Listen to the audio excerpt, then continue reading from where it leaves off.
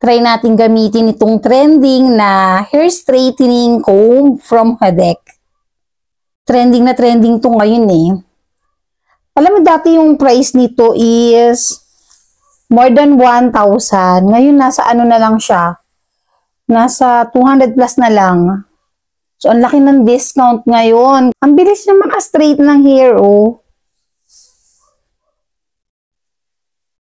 May settings din kasi kung ano yung init na gusto nyo. So, yung init na to, nilagay ko sa 200 degrees Celsius. Ayan. Pwede mong iset yung init dyan. Itong mura lang nito ngayon, ha. Ang laki ng discount. At safe din siya kasi hindi ka mapapasok. Kahit hawakan mo siya. Hindi mainit. Yung init niya kasi nandun sa loob. Dito hindi ka mapapasok. Ganda niya oh.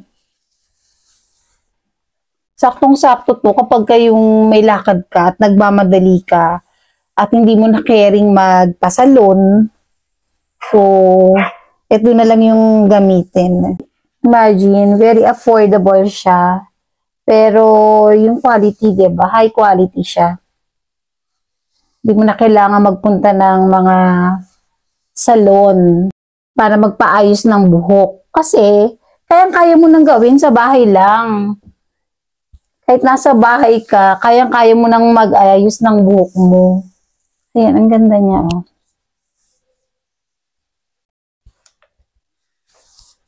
Maganda pa nito, safe siya. Hindi ka mapapasok.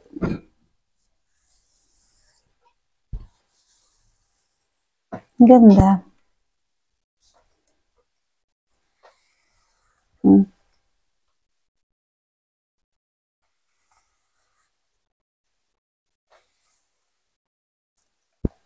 Kaya kung ako sa inyo, i-check out ko na to.